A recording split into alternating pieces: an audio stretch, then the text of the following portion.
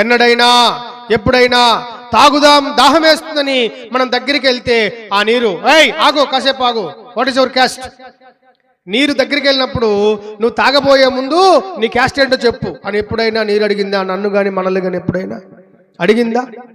మీ caste ఏంటో చెప్పి అప్పుడు నన్ను తాగు, నీ దాహం అప్పుడు తీరుస్తాను అని చెప్పిందా? చెప్పలేదు, చెప్పదు. ఎందుకంటే దాన్ని సృష్టించిన వాడు ప్రభువు, ఆయనకు ఏ భేదము లేదు. దేవునికి స్తోత్రం కలుగునుగా. ఎందుకు ఈ మాట వాడుతున్నంటే, కొంతమంది కొన్ని కుళాయిల దగ్గర కొన్ని క్యాస్ట్ వాళ్ళే నీళ్ళు పట్టుకోవాలా, మరి కొన్ని కుళాయిల దగ్గర ఈ క్యాస్ట్ వాళ్ళు ఆ క్యాస్ట్ వాళ్ళ దగ్గర కుళాయి వాడకూడదు, ఆ బోరింగ్ వాడకూడదు, ఆ బావి వాడకూడదు. అందుకు చెప్తున్నాను, నీరు ఏమైనా మీ తాతగారి సొత్తా? నీ సొంత నీరు తయారు చేసుకుని నువ్వు తాక్కో. దేవునికి స్తోత్రం కలుగునుగాక. మరి దేవుడి నీరు వాడకూడదు.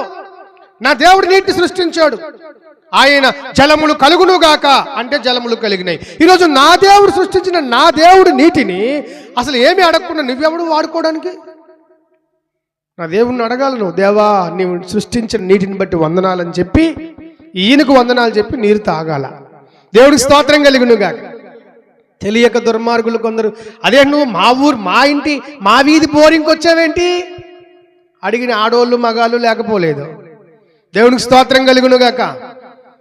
పక్షపాతం, పార్షియాలిటీ, స్వార్థం, అజ్ఞానం రాజ్యం ఏలుతుంది భారతదేశంలో. ఇది పోవాలంటే ఇంకా నా క్రీస్తు వార్త అధికంగా దావానంలాగా కారుచుచ్చులాగా సువార్త రెచ్చిపోవాలండి. దేవునికి స్తోత్రం కలుగునుగాక. అందుకే సువార్త పని మీద ఉన్న బ్రతిమలాడుతున్నాను, సువార్త చేయండి. పర్సనల్లీ, మ్యాసివ్లీ, కలెక్టివ్లీ, అన్ని విధాల సువార్త చేయండి. ఎందుకంటే అదొక్కటే మనిషిని మారుస్తుంది, మనస్సులను మారుస్తుంది. మనం ఎన్ని చెప్పినా మనుషులు మారరు, కానీ యేసు వార్త అద్భుతంగా మార్చేస్తుంది.